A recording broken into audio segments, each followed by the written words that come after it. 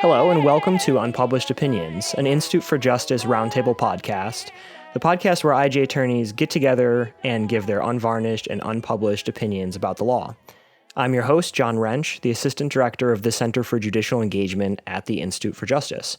We are recording today on June 26, 2025, and I am joined here today by two of my lovely IJ colleagues, senior attorneys Sam Gedge and Diana Simpson. Sam and Diana, welcome on Unpublished Opinions. Thanks, John. Good to be here. Thank you, John. I just realized as you were saying the date, I believe next June 25th may be the 150th anniversary of the Custer's Last Stand. Oh, interesting. We'll have to do a special episode on some kind of legal connection to that. But thank you for flagging that, Sam. If that's any indication, we're going to have a historically interesting podcast today. Well, to start it off with a bang, not that Sam already didn't, but there's a new Bluebook edition that has changes. I think it's the 22nd edition. And not only are there some changes, but there is a recent law review article that kind of dives into the process of how the Bluebook is compiled, what kind of decisions go into it, and a little bit of drama behind the scenes. And I know that, Diana, that you're pretty dialed into some of the changes in the recent edition. Do you want to share a bit of what those are, and then maybe we can dive into what's actually going on behind the scenes in the Bluebook? Oh man, I am too dialed in. So the new Bluebook, they've actually condensed the pages, which is good because I was worried it was going to hit 500, 600 pages soon. Not that it matters anymore. I use the online version of the Bluebook because I can't be bothered to have like an actual book anymore. But so they've condensed it some. But like some of the big changes, they did a whole bunch of stuff to the internet rules to make them smaller or more usable. They're still, I think, unwieldy. I don't know why they can't just say internet rules should ascribe to a rule of author, title of the piece, website, date, link.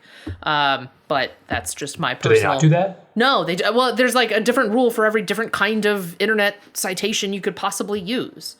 So that's basically what I do in my stuff that I file. But that's, I suppose, not Bluebook appropriate. They're more like guidelines. There we go.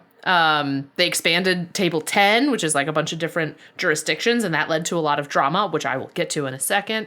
And one of the big changes they made was to citation modified. They added this new citation modified parenthetical, so that if you basically make a quotation easier to read by removing brackets and ellipses and all of that, and just make it like a series of words that is easier to read, you can now use the phrase citation modified only if you are a practitioner. You still can't do it for law review articles. But this is supposed to supplant the ones that practitioners have been using, which is cleaned up. Back in 2017, I think, Jack Metzler started using cleaned up, and that's like really taken steam in a lot of like within practitioners and within courts, like to the point where I feel comfortable using it in appellate briefing. But the Bluebook didn't want to use cleaned up. They changed it to citation modified, which to me sounds like you're making actual substantive changes instead of just making it easier to read. But again, I'm not on Harvard Law Review, so I can't actually make the changes. And then they also added some stuff for AI, but I think the general rule about AI is like you should probably check everything, and then you don't, you just check everything so that you don't have bogus ghost cases. I asked AI yesterday how many pillars there were on the monumental bridge at the 1911 Turing World's Fair, and it said 4, John. And you know how many there are in reality? Not 4. I counted them. 32. 32. That's not close. If you multiply it, you can get there. Sometimes I think that AI produces answers that are basically like, if you're asking this question, you don't know and you're not going to find out. And so, if I lie about it, Potentially. But if it's something that's accessible online, like I'm sure the actual answer to that is accessible, it's just kind of bizarre. It's strange to see what it hallucinates about and what it doesn't hallucinate about, because I've seen people feed it like simple math and it hallucinates answers. But sometimes you can feed it incredibly complex stuff and it pumps out incredibly complex answers. So Yeah. I think it's a work in progress. I assume it'll get better. Although there is a study that just came out saying that it's making all of us dumber because you're not actually learning anything. You're just like reading it long enough to like, scratch that itch and then move on. But then I've read criticism about that study. So what's real anymore? I don't know. that's only other people who use ChatGPT. Okay, there we The go. way I use ChatGPT or anybody else, it's in harmony. It probably increases my intelligence. It's probably good for the AI as well. I've never actually used ChatGPT. I asked the AI feature on Westlaw a question once and was actually somewhat like I knew the answer, but I was just testing it. And I was somewhat satisfied with the answer, but I don't think I'm going to use it anytime soon for like legitimate legal research. Yeah, I feel like Westlaw's AI. I ask a question sometimes, and it's like you're pretty reliably wrong, but it will like quote or cite cases in that are actually kind of helpful, even though it completely misarticulates what those cases stand for. So I find it helpful in that regard. Okay. So as long as you do your own separate read of it. Yeah. Not bad, not bad. I'm sure they'll all get better. We've been, just like the Bluebook, we've been sucked into the AI black hole out of the Bluebook, but it sounds like at least with the citation modified thing, I'm pretty interested in that because cleaned up has become ubiquitous. Like I've seen studies showing where it's being used, like when it's been used in each circuit and stuff like that. And it's been used so widely, and in so many different kinds of sources that the decision to try to supplant it seems not only just impractical, but also kind of spiteful. Yes, I agree. And so that kind of dovetails us nicely into this piece. There's a piece coming out of the Michigan Law Review by basically the guy who headed up the new edition of the Bluebook. And what his name is... I think he's the editorial and strategy chair. That is correct. His name is M. Burke Craighead, and he's currently clerking. But it's like a juicy piece. I was surprised to read all the like hot goss that it had. I wasn't expecting that level of interest, that level of information. But kind of the citation modified thing, he gets into it a lot, which makes sense because I think practitioners have been clamoring for something like cleaned up for a long time. But of course, instead of giving us cleaned up, they gave us something else. And he talks about why. And so he said that, the cleaned up modifier gained steam, courts started using it, but the Bluebook didn't want to because, for one reason, they didn't want to let others dictate rules to the Bluebook, which is just the pettiest. And then the second reason was that one journal had a, quote, sour interaction, end quote, with Jack Metzler, such that they didn't want to use the phrase that he'd coined. Spiteful. I have no idea what that sour interaction consisted of. It's frankly none of my business. I think he came up with something good, and I think trying to supplant it with something that, like, in my mind is markedly worse is just like a evidence that the Bluebook is not necessarily helpful, and that this process that they go through in order to create the Bluebook is just a silly political effort. Sam, do you have any thoughts about the Bluebook? I guess I have some. I don't read the Bluebook. I pointedly do not read the Bluebook. And so I also pointedly don't read expose law review articles about the Bluebook. So I don't really have any insights on any recent facts, but I have opinions. I'll also note parenthetically, John and Diana, that I believe Jack Metzler's other claim to fame is that he popularized the circular outline for oral argument preparation, which I am you are a fan. Huge proponent of. You know that, yeah. So guys, that guy just every time hitting it out of the park. What's your like 10-second pitch on what the circular method is? We can give you 20 seconds. No, okay. I'm trying to see if I have any in here I can show you. No, it's just like I always had trouble with just like having a one page with like the points in my oral argument. It's for oral argument, by the way. I don't know if I said that because it felt very structured, and if I get a question, it throws me off, and I felt like I would have to like, try to figure out where I was back on that page. And the circular outline, just so you basically have three main points, or typically, and it just like you have it in a circle, so you're just kind of like always moving around and around, and like when you get a question, you just kind of keep moving. I'm not articulating it well, but it was like I think it stemmed from a tweet by Jack Metzler, and I found it quite inspiring. And I've had no personal interactions with him, so I can't speak to how sour he might be, if that was the word from that law review article. But I'm a big fan just based on that. I also don't use cleaned up, Diana. I think we part ways on that. I certainly don't use cleaned up in the Garamond font. But, hey, you give me page limits, you're gonna get Garamond. You give me word limits, you're gonna have a much more pleasing reading experience. Well, that could be for our next Unpublished. We always come back to fonts. It always comes back to fonts. But yeah, no, the Blue Book. No, I mean, so here's my thoughts on the Blue Book. Maybe these are some of the criticisms that we're talking about in this law review piece. I don't know, but like it seems like it's really only relevant at this point for law reviews, right?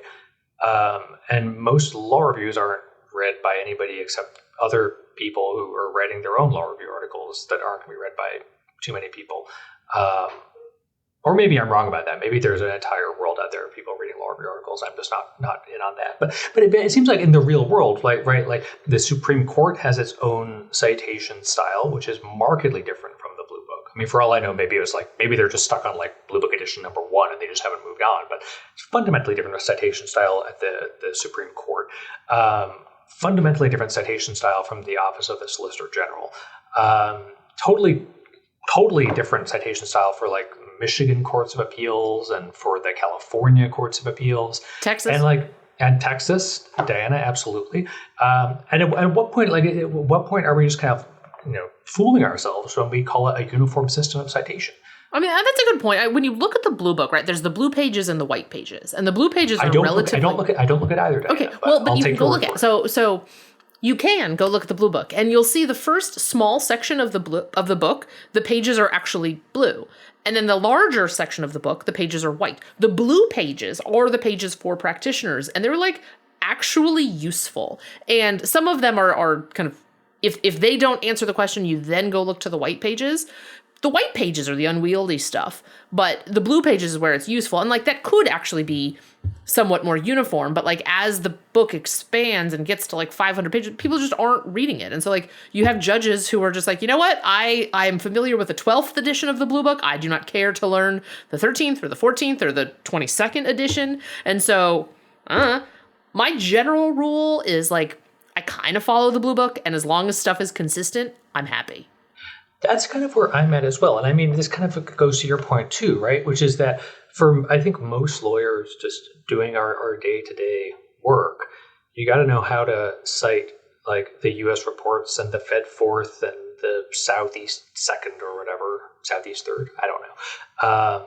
You kind of sort of have to know how to cite the occasional law review article and maybe some internet sources. But for those, I think you're probably right, Diana. You don't even follow the Blue Book. But for like the other, 572 pages of the Blue Book, like who's even using it? I would ask. Law students. I mean, the big reason the Blue Book exists, right, is so that Harvard Law Review can have their breakfasts. Yeah. It funds the Harvard Law Review breakfast. Yeah. Well, that's a worthwhile cause, I guess. But I don't know. I mean, I guess where I'm at is I don't understand why it has kind of this hold on the imagination of the legal community. And I wonder if part of it is that like it's the first thing anybody's introduced to when they're in law school. It's the first thing they understand when they're in law school, because God knows it's not like your contracts class, but you can at least like understand what a Blue Book is.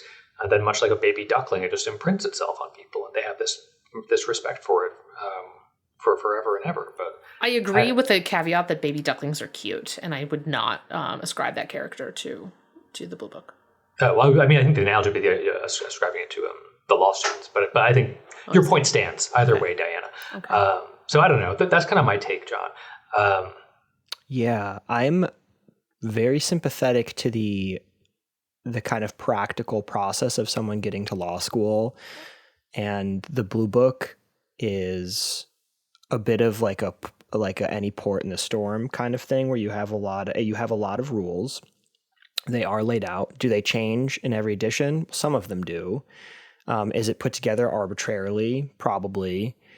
But they are articulated rules, and especially if you are kind of drilled with them in your like 1L writing classes, which most people are drilled with Blue Book rules in their 1L writing classes, I think, I mean, you are basically told that if you don't learn the Blue Book, you will not be able to do journal, which is true. You will struggle on journal. I mean, you just won't be able to do journal is the reality unless you can get by with the Blue Book. And then when you go, out into the world, whether it's because you handed out a writing sample that wasn't Blue Book compliant or whatever it was, I think the problem is that knowing the Blue Book gains its own momentum, whereas while you don't know the Blue Book, it actually does have consequences, and it becomes an indication of, like, I've heard this before of people saying that they like the Blue Book because someone's inability to comply with it is an indication of like their laziness or lack of attention to detail. That's silliness. That is a very shallow way to evaluate another brief. But I know, well, okay, so I think I agree and disagree, right? Because, anybody who's submitting a writing sample that like is quoting like, the Venezuelan law review or something like in page 555 of the Blue Book, like that's probably not going to be a particularly helpful writing sample because it's completely like pie in the sky, pointy-headed academics kind of stuff is my thinking. But I do think that it's important to know how to just like do the basic cite to the U.S. reports and cite a federal statute. And if we get a writing sample that like gets that wrong, yeah, that does seem like a red flag. In the same way that a writing sample that's riddled with typos is a red flag. It shows the person's not taking things seriously, doesn't have attention to detail X, Y, and Z. But I think it's a far cry from that to say that there's any real value to like mastering this tome that some people would say, 95% of it's pretty useless. I think that's fair. I mean, one of the other interesting things that I took out of that piece was like how it works. Like I didn't actually know much about the process. And so there's like a committee style editing process. And so they've got 4 partner journals that like basically do the decision making. So it's Harvard, Columbia, Penn, and Yale. And the guy who headed up redoing the Blue Book for the 22nd edition said that fixing it is essentially impossible, that like you have this this conflict between simplicity and complexity. And I think that's absolutely true. Like you can't have a rule for every situation. So like, just don't. My approach to the internet, right? Like don't have 1,000 different rules. Just say, try to do some version of author, title, website, date, link, and then you're set. They don't do that because that's too simple. They need more complexity, whatever. But one of the other interesting parts, and this is like a deeply political part of it, is that some people on like in these partner journals view part of the purpose of the Blue Book as promoting social justice. That was the phrase in the book. They felt that the Blue Book ought to have a hand in confronting social issues in the legal world. And so this came to a head in whether they should add Palestine to table 10.3, which is foreign jurisdictions. And so one of the journals thought that this was a symbolic and legitimating value. Another journal disagreed, worrying that it would signal taking sides in an ongoing conflict. But the journal already lists Greenland and the Falkland Islands, which are perhaps less autonomous than Palestine. And so it's just like this huge battle. And so the journal that opposed including Palestine ended up having an editorial board shift that led to them changing their position. And so all of them ended up agreeing to add Palestine.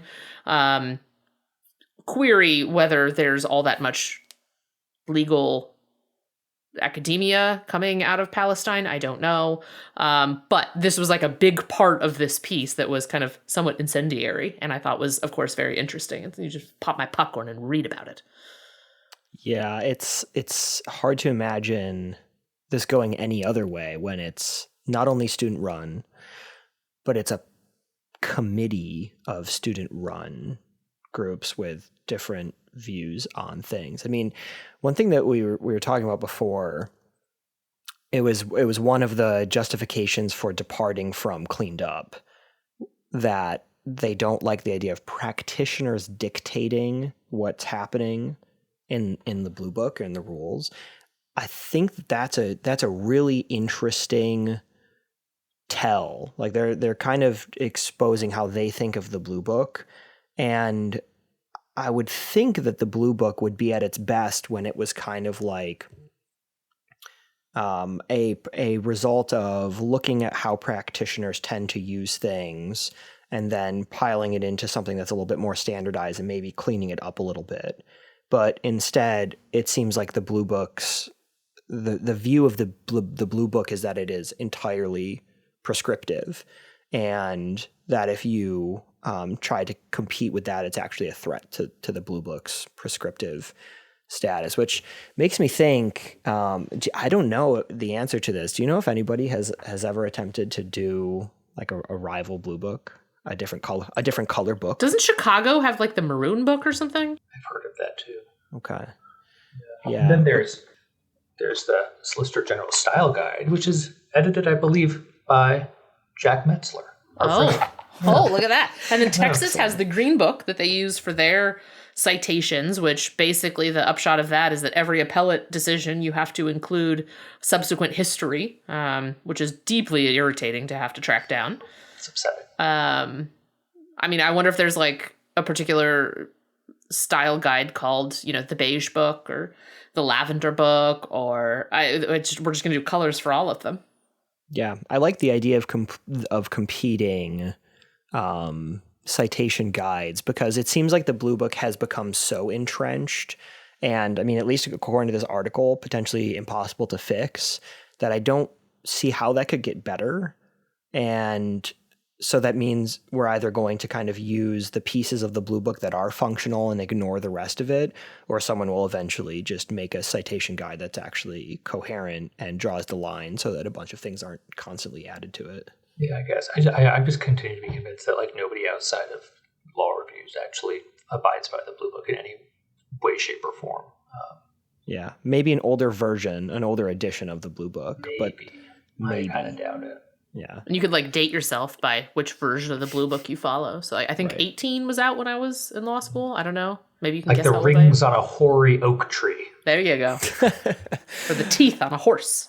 Excellent. So we've spent almost 20 minutes talking about the Blue Book, which is 20 minutes. More bagels for Harvard Law Review editors. Yeah, more than it deserves. So I thought maybe we could move on to another authority with internal rules, maybe unknown internal rules, that are kind of beyond mortal comprehension.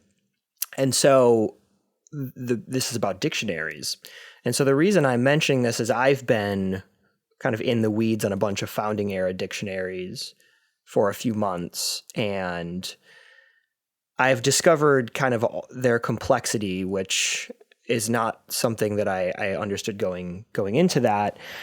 I think like plenty of people, practitioners who interact with dictionaries, you're dealing with an area of law. There's a word that is its meaning is contested. You crack open a dictionary, you find a definition, and probably you crack open one dictionary, maybe two, but probably one dictionary. You find the definition. I think plenty of people, they probably use the definition if it's good, and they probably don't use the definition if it's not good. And so it ends up being kind of like a selective strategic source. And it's not exactly the same kind of source that you can ignore, like a case where it's precedential and it clearly applies to whatever facts that you're dealing with. Dictionaries, you can someone could choose not to include a dictionary definition and it probably not be in any like kind of ethically weird place. But that still doesn't stop the fact that dictionaries are picked selectively. So as I was kind of wading into dictionaries, I wondered if either of you were kind of familiar with this. But what I found was, especially 18th century dictionaries, there really are an internal set of rules. And so an example of this is like Samuel Johnson's dictionary, which is like one of the most famous 18th century dictionaries. And what Samuel Johnson, he did a few things that were kind of novel for dictionaries. One, he was kind of prescriptive, and some of the dictionaries from that time were prescriptive, but he said explicitly, like in the preface, where a lot of dictionaries actually kind of lay out their internal organizing principles. He said that he was going to draw from like the greatest writers, things like that. So he wasn't going to look at what you might think of as like low speech to organize the dictionary. He also did something that was novel, which was he numbered senses. So when you look at the dictionary, especially modern dictionaries, and you see a number 1, 2, 3, 4, for example, and one might have a string of words connected by semicolons, that one string is a sense of the word. And he was the first one to number those senses. And one of the interesting things I learned about those senses is that the way that he thought about them is that none of the words that are used in those senses are understood to be exact synonyms of the word that's being defined, but they're kind of like where they overlap, that's where the core of the meaning of the word is. And so he was almost brainstorming words that are kind of dancing around the word that he was trying to define, and right at where they kind of overlapped at the center, that's the sense that he was trying to get at. And so that's what the senses were doing. But there's some interesting stuff there that led me to find this article that was written by the late Justice Scalia and Brian Garner in Green Bag, and I think it's called A Note on the Use of Dictionaries. And they basically talk about all the different landmines that people can step on when citing dictionaries. It's a little sassy. They cite an opinion authored by Justice Breyer to flag that he cited the first definition in a string of definitions as the most prominent or most frequent one. And they said, actually, in that dictionary, that's actually the most historical definition. It's not the most prominent one. So they flag all these kind of landmines that people can step on. And they point out that dictionaries are kind of have their own internal rules, and we should be more familiar with them if we're going to use them more regularly. And so I've been thinking about all that, and I was wondering, I imagine that you both probably cited dictionary definitions. I'm wondering what you think about the role of using dictionary definitions. I mean, it's increased drastically as textualism and originalism and focus on history and tradition has increased, but so has probably its misuses, or at the very least kind of uses without thinking about these internal rules. Yeah, I mean, one of the problems, right, is that just like, of course, words have meaning, and you have to understand what that meaning is, but like, is there a singular meaning? And, you have competing dictionaries. Like, what is the best dictionary to use in a particular circumstance? Is it the OED? Is it Merriam-Webster? Is, whatever it is. And in the Scalia-Garner piece, they talk about a previous book where they say criticized, made fun of a judge for relying on a non-scholarly dictionary, the 1980 edition of the Oxford American Dictionary, which in lexicographic circles, I can't even pronounce that, is known to have been hastily put together by two editors on short notice and very much on the cheap. How on earth are you supposed to know that if you are not in those particular circles? Like, if you're writing a brief and you're trying to figure out what a word means, and you're going through and like the Third Amendment, for example, it says no soldier shall in time of peace be quartered in any house without the consent of the owner, et cetera, et cetera. Well, what does the word soldier mean there? I think we all kind of had a general understanding of it, but there was that Third Amendment case a few years ago about whether a SWAT team could count as a soldier. Well, I don't know. I'm sure there's an understanding of what the word soldier means. Does that include that? Well, I don't know. Where do you go look? You go look at dictionaries. Which dictionaries? Is there like a particular dictionary that would absolutely resolve the debate? I don't know. Constitutional lawyers for the incorporation of the Third Amendment, I suppose, would have a good understanding of that. But it's just another way to have a conversation about constitutional text, and not just constitutional, I guess, statutory and all of that. But it can be frustrating as a practitioner. It can be useful. You can find a dictionary and say, okay, well, this means what I say it means, and there we go. Okay, but that one means the other thing. So I don't know what you do with that. Sam, do you know your way around a dictionary? Honestly, I haven't dipped my toe in too many dictionaries lately. I feel like I did for a few kind of old definitions of forfeit, or forfeiture, or fines for that matter, or mulct. It's an old word for a fine, as you doubtless know, John. But no, I haven't really seen a lot of dictionaries lately. I was telling you before we went online, when I kind of get dictionary adjacent, I like to read some of Garner's Modern American Usage. I have that in my home office, just for fun, John. It's a really great book. I looked at it last week. I was tasked with doing a summary on your sibling publication, The Short Circuit. And I was reading the Seventh Circuit opinion, which appeared to misuse the word poor and pour as in a pour a jug of water versus pour as in look carefully and scrutinize. And where did I go? But to Garner's Modern American Usage, who confirmed that I was right. So, Today's sponsor is yes, Brian Garner and what was it, Jack Metzler. and There maybe you go. even the Bluebook, actually. No, I think the Bluebook probably would be disappointed with their sponsorship if they paid money for today's edition. You take what you can get in this environment. You know? Yeah. But I mean, I don't know. It seems like you get a lot of thought to dictionaries, John. I'm thrilled to hear. Are we allowed to ask why, or are you keeping that close to the vest? I'm going to keep it a secret for now, but it is. It's about the Third Amendment, isn't it? It's not. No, it's not. Though I'm sure there's plenty of exciting, hopefully not too many timely law review articles to write about the Third Amendment, but I'm sure there's plenty of exciting stuff. It is an interesting question if a SWAT team being forced into your house to like get at your neighbor, like does that violate the Third Amendment? I think that is a genuinely interesting question, and I would like to see courts resolve that. I do wonder if that would count as quartering, though. That would be my question too. Also an important word. Yeah. Quartering is a great example of something that clearly has a historical meaning, and it would be fun to read the Supreme Court opinion that has to deal with whether troops have been quartered or not.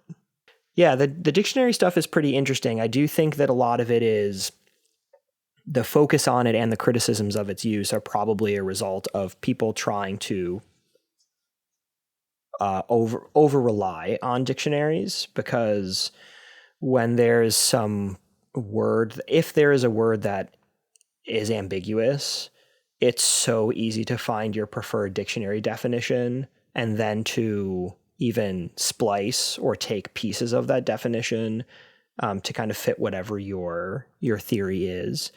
And I think understandably that starts to look a little bit more like the kinds of criticisms. I think it was Justice Scalia who had this criticism of using legislative history, the looking out into a room and picking your friends out. I think at that point, there's no difference whatsoever between that and the way that you pick through dictionary definitions.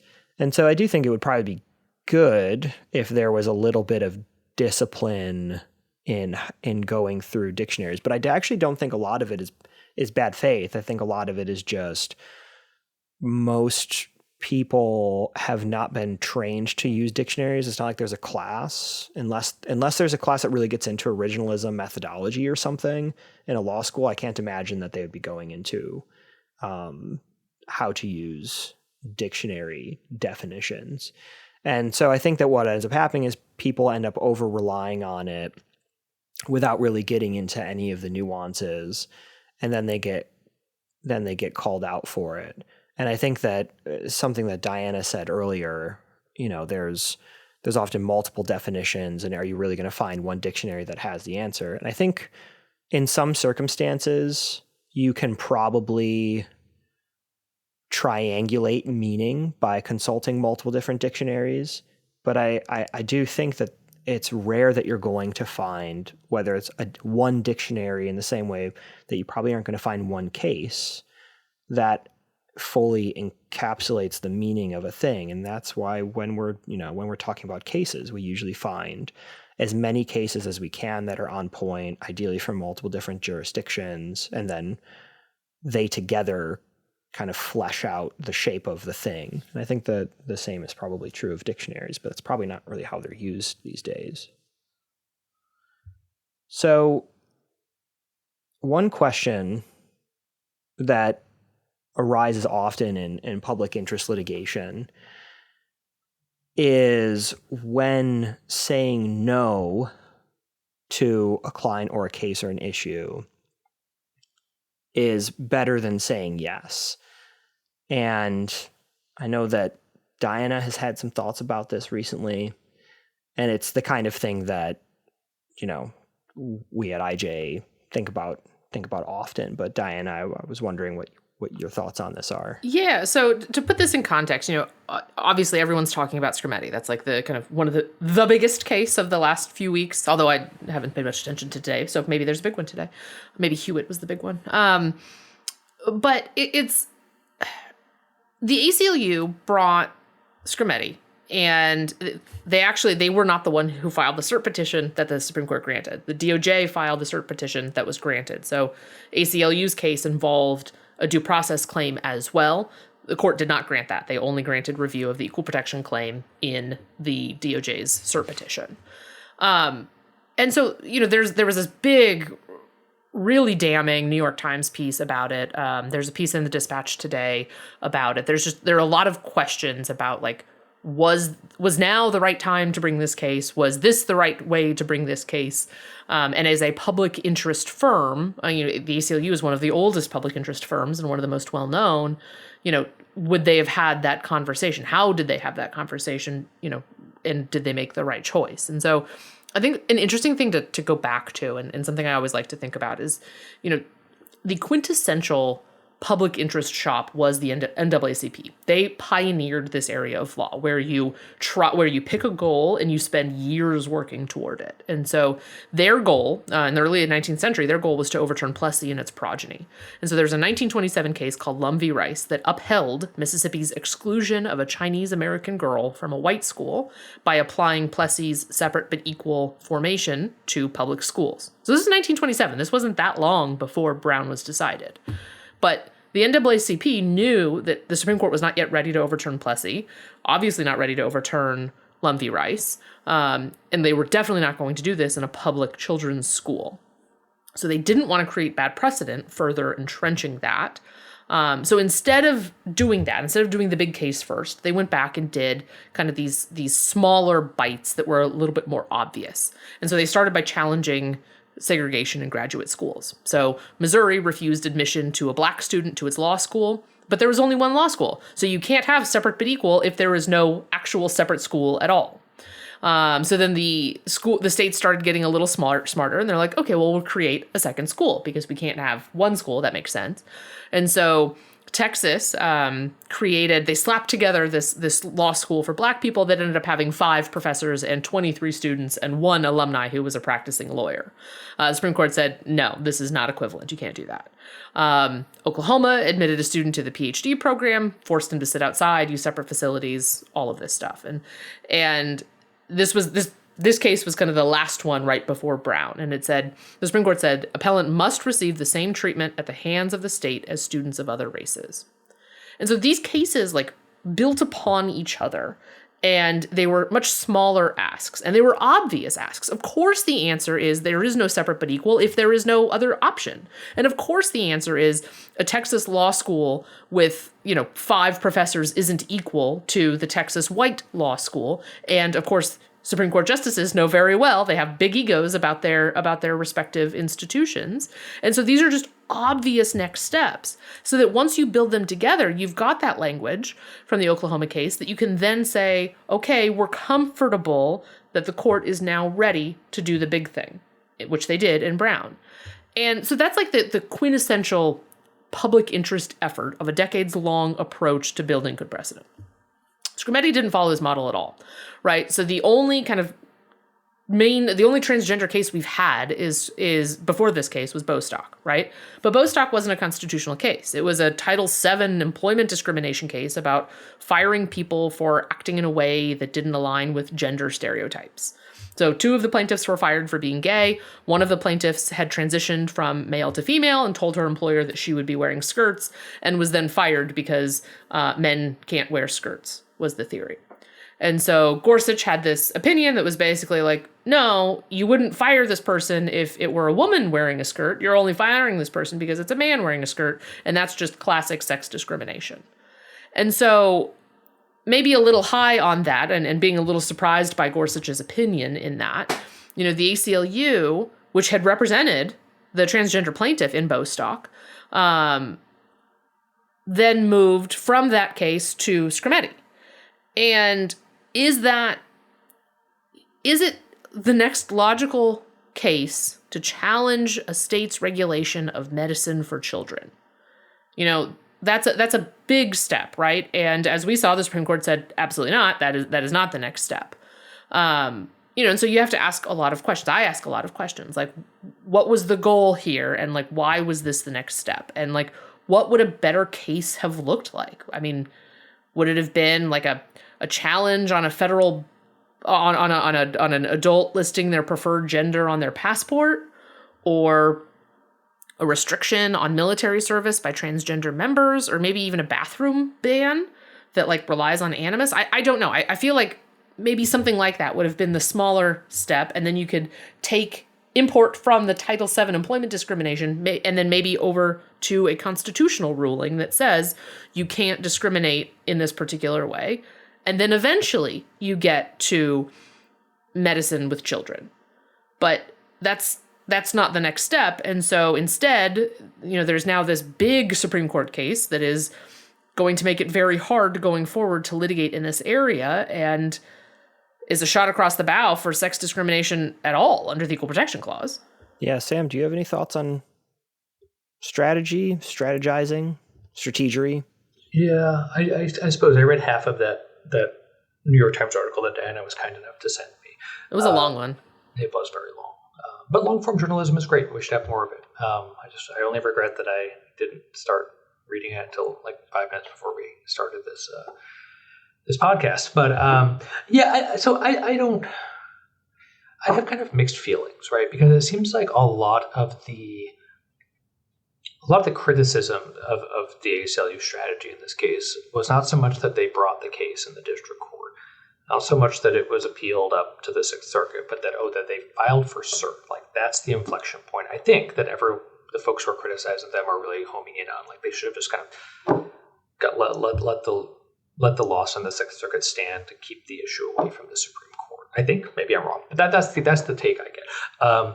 And that strikes me as that doesn't make a ton of sense to me, that criticism, right? Because if we're accepting that it made sense with their mission to bring this case in the district court, then like really what else are they supposed to do when they lose in the Sixth Circuit here, right? Because they really have a couple of options. One, they could just like let that law stand and go, I assume, litigate these same issues in different circuits across the nation, right? That's the model.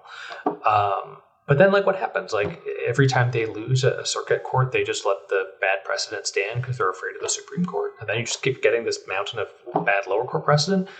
And then, like, the one time they win, obviously, the government or the other side in that case, they're going to petition to the Supreme Court. And they're going to do so on a clean split. And obviously, the Supreme Court had an appetite for this issue. That's why they took it. So, I mean, it seems like the criticisms, if there are any here, would make more sense if you're saying, you shouldn't be you shouldn't be going to court with this stuff at all, rather than saying, yeah, we have no beef with you dealing with this, litigating this up to the first two rungs of the ladder, but you guys were real buffoons to take the obvious next step of petitioning for cert. And I guess you could make the argument, like, why don't you guys kind of put a dust cover on this whole area of litigation for the next 40 years or so? But nobody really seems to be criticizing them on that ground. And obviously that's a big ask. Like, it's hard to say, we think we have this view of constitutional rights, but we're just going to kind of put a pin in it until 2050 when like the Supreme Court's membership is fully turned over. So, I don't know. I have a hard time giving them too much of a hard time about it. So it just seems like some of the criticisms seem a bit off base. Is kind of where I'm at, right? Because I was listening to advisory opinions. Yes, advisory opinions. I think they were talking about the same issue recently, and they were kind of seemed to be giving a bit of grief to the fact that like the advocate for the ACLU is like a trans attorney, and like apparently has gone on record in other forums, kind of saying somewhat disobliging things about the Supreme Court as an institution. And I just that seems like a kind of a bonkers criticism to make, right? Like, do we really think that like the case would come out differently if the ACLU had put up a lawyer there who had not said slightly disobliging things? Like, no, of course not. It's like why are we sticking a pin in them on that? I don't think the advocate would have mattered at all, and I think dunking on the advocate isn't valuable or even particularly worthwhile. I mean, it's hot goss, I guess, to borrow my phrase from earlier, but it's a catchy phrase. Is it in a dictionary, though? Maybe. Oh, you're the expert, John. Just to be clear, I don't want to sully advisory opinion's good name. I don't think they had made no criticism of the advocates, like actual like advocacy at the lectern, not a podium, John, of course, but the lectern. Of course. And I think that they were just commenting on the fact that like they've gone on probably some disreputable podcast like John's here and said Right. something or other. Yeah, I mean, I've heard a lot of similar criticism along those lines, and I do think that what you said earlier, Sam, that it would make more sense if, you know, this was a court that maybe could have split 5-4 on this issue, and there was indications of that, and Justice Kennedy was still on the court, and like, you know, if this, you could imagine a world, I guess, with certain justices where you make a judgment call that this would be a tough case to win and to still litigate it anyways. But that's back down to the decision to bring it in the first place. It's not really about whether, because what you said is true, that once you have that circuit court loss, it's just going to keep piling up, and eventually it's going to probably have the same outcome. So it's the decision to file it in the first place. I do think that what people are getting at, and I'm not sure, I don't think that this is necessarily a good thing. I just think it's what's animating some of that criticism is people are kind of dunking on the ACLU a little bit, almost like they're enjoying saying like, did you idiots think that you could really win?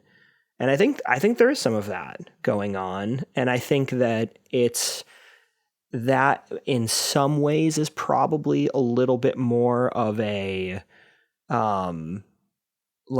enjoyment of the ACLU losing that case, and maybe less about the strategy thing, because the reality is at this point, there are a set of issues that the ACLU believes in. There are certain states that are reacting to those issues.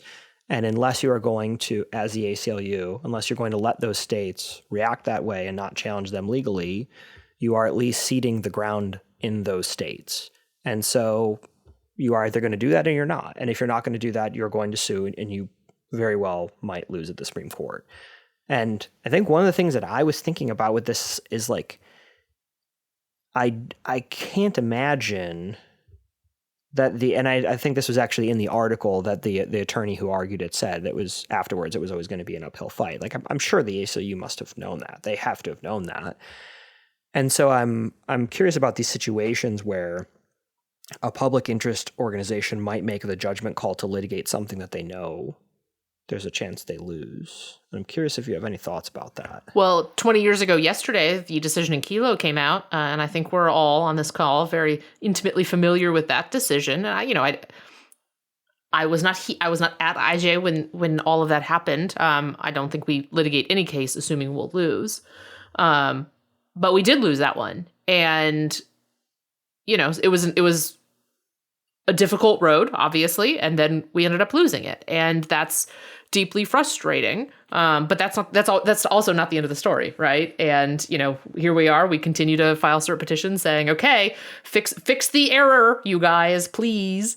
But also, 47 states, it's now more difficult to engage in eminent domain than it was right after Kelo, and so there are things you can do as a public interest firm. That's not just, licking your wounds after you lose a case. It's going out there and doing more things. But I don't want to suggest that public interest litigation is always all about winning, because it certainly is not. Right. I mean, if it were, we always say that if there's a case that seems like a slam dunk, then someone else can do it, right? Like it's not worth our time and our resources to take the low hanging fruit. Like there's plenty of lawyers out there who are salivating at Section 1988 fees who can take those cases, and good for them, right? Like that's what we want. So yeah, I mean, like I don't have a ton of sympathy for the whole I mean, like Monday morning quarterbacking. Like, of course they're going to lose. Why'd they bother? It's like, come on. Like we want people to be taking on the hard cases, right? We want people to be suing the government when it's an uphill battle. Granted, I know the government's on both sides of this case, but you know what I mean. I mean, is that then a reason to change what your litigation strategy is? Like to change the question presented to the court, or to change what exactly you ask for, like what relief you ask for? Here, look, the DOJ's cert petition was granted, so it's not like the ACLU's QP was the one in front of the court. But maybe in that kind of circumstance, you fight it differently. And look, it always comes back to rational basis, right? And like how the standard of review is often determinative. And, Justice Sotomayor said in her dissent, basically like, look, this is rational basis. The government can do whatever it wants. Well, you can change that. And you should change that. But like maybe that could have been a litigation strategy, right? Like, okay, well, maybe we don't win on asking for heightened scrutiny. And so we can talk about what actual scrutiny is when you're in rational basis land. I don't know. I maybe that's something to consider.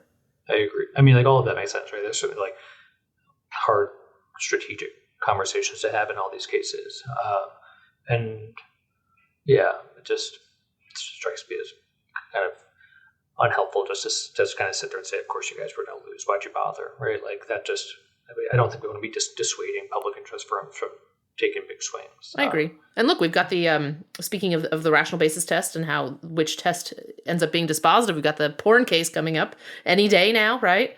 And that's, which level of scrutiny applies is going to resolve the case, right?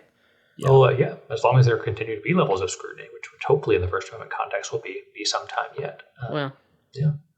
Your lips to one First Street's ears. Or pens. Well, on that note, thank you guys so much for being on, Sam and Diana. To our listeners, thank you for joining us, and make sure to tune in to our next episode. And until then, that's just like your unpublished opinion, man.